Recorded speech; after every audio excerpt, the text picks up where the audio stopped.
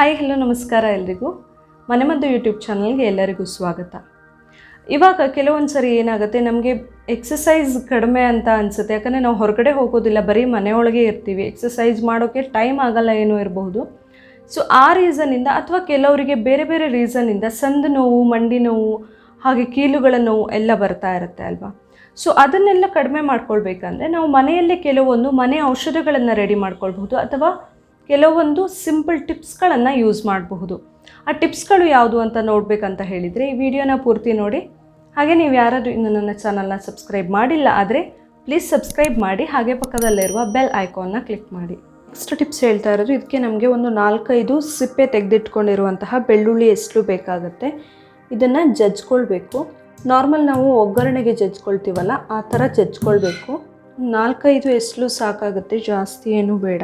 ಈಗ ಒಂದು ಒಗ್ಗರಣೆ ಸೌಟನ್ನು ಬಿಸಿಗಿಟ್ಕೊಂಡು ಒಂದು ಅರ್ಧ ಸ್ಪೂನ್ ಆಗುವಷ್ಟು ತುಪ್ಪನ ಹಾಕಬೇಕು. ಮನೆಯಲ್ಲೇ ಮಾಡಿರೋ ತುಪ್ಪ ಆದರೆ ತುಂಬ ಒಳ್ಳೆಯದು.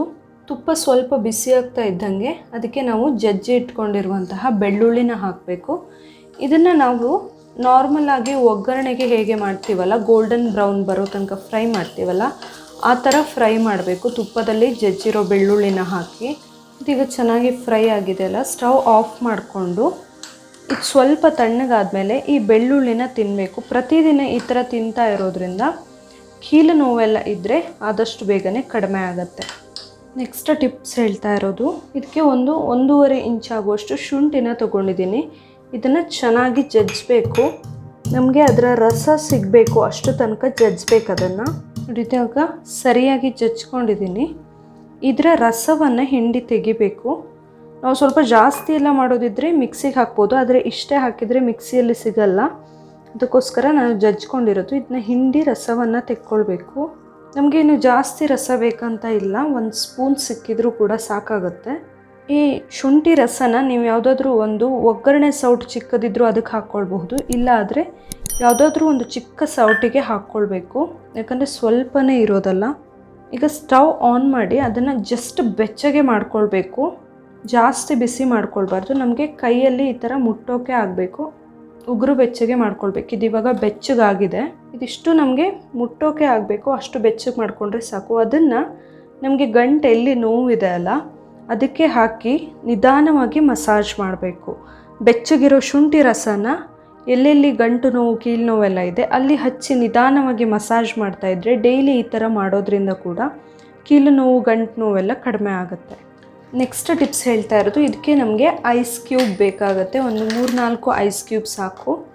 ಒಂದು ತೆಳು ಕರ್ಚೀಫ್ ಅಥವಾ ಯಾವುದಾದ್ರೂ ಒಂದು ಕಾಟನ್ ಬಟ್ಟೆನ, ತೆಳು ಬಟ್ಟೆನ ತಗೊಂಡು ಅದರ ಮೇಲೆ ಒಂದು 3-4 ಐಸ್ ಕ್ಯೂಬನ್ನು ಹಾಕ್ಕೊಳ್ಬೇಕು.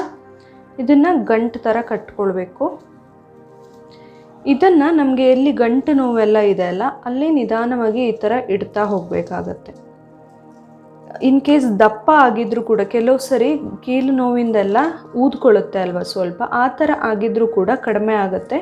ಈ ಥರ ಎಲ್ಲೆಲ್ಲಿ ಕೀಲು ನೋವಿದೆ ನಿಧಾನವಾಗಿ ಈ ಥರ ಇಡಬೇಕು. ಡೈರೆಕ್ಟಾಗಿ ಐಸ್ ಕ್ಯೂಬನ್ನು ಯಾವುದೇ ಕಾರಣಕ್ಕೂ ಇಡಬಾರ್ದು, ತುಂಬ ಕೋಲ್ಡ್ ಆಗಿಬಿಡುತ್ತೆ. ಸೊ ಬಟ್ಟೆಯಲ್ಲಿ ಕಟ್ಕೊಂಡು ನಿಧಾನಕ್ಕೆ ಈ ಥರ ಇಡ್ತಾ ಹೋಗಬೇಕು. ಒಂದೇ ಕಡೆ ಜಾಸ್ತಿ ಹೊತ್ತು ಇಡಬಾರ್ದು, ನಿಧಾನವಾಗಿ ಈ ಥರ ಇಡ್ತಾ ಹೋದರೆ ಕೀಲು ನೋವು ಅಥವಾ ಊದ್ಕೊಂಡಿರೋದು ಎಲ್ಲ ಕೂಡ ಕಡಿಮೆ ಆಗುತ್ತೆ.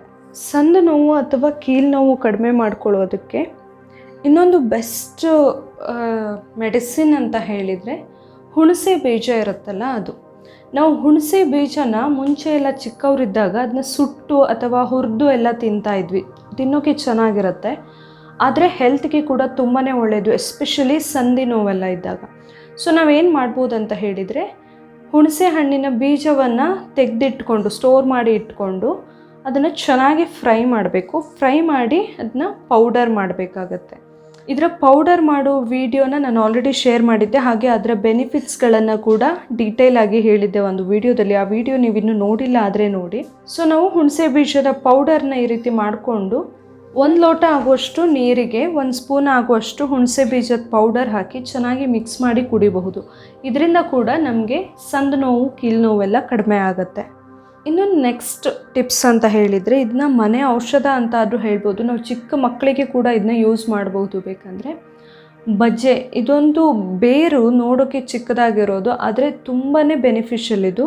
ಸೊ ಸಂದು ನೋವೆಲ್ಲ ಇದ್ದಾಗ ನಾವು ಏನು ಮಾಡ್ಬೋದು ಅಂತ ಹೇಳಿದರೆ, ಈ ಥರ ಒಂದು ಗಂಧದ ಕಲ್ಲು, ಏನು ಗಂಧ ತೇಯೋ ಕಲ್ಲು ಇರುತ್ತಲ್ಲ, ಇದರಲ್ಲಿ ಸ್ವಲ್ಪ ನೀರು ಹಾಕ್ಕೊಂಡು ಬಜೆನ ಚೆನ್ನಾಗಿ ತೇಯಬೇಕು. ಅದು ಪೇಸ್ಟ್ ಥರ ಆಗುತ್ತಲ್ಲ, ಈ ಥರ ಗಂಧದ ಥರ. ಅದನ್ನು ನಾವು ಎಲ್ಲೆಲ್ಲಿ ಗಂಟು ನೋವಿದೆ, ಸಂದು ನೋವಿದೆ ಅಲ್ಲೆಲ್ಲ ಹಚ್ಬೋದು. ಇದರಿಂದ ಕೂಡ ಸಂದು ನೋವೆಲ್ಲ ಕಡಿಮೆ ಆಗುತ್ತೆ. ಚಿಕ್ಕ ಮಕ್ಕಳಿಗೆ ಕೂಡ ಇದನ್ನು ಹಚ್ತಾರೆ.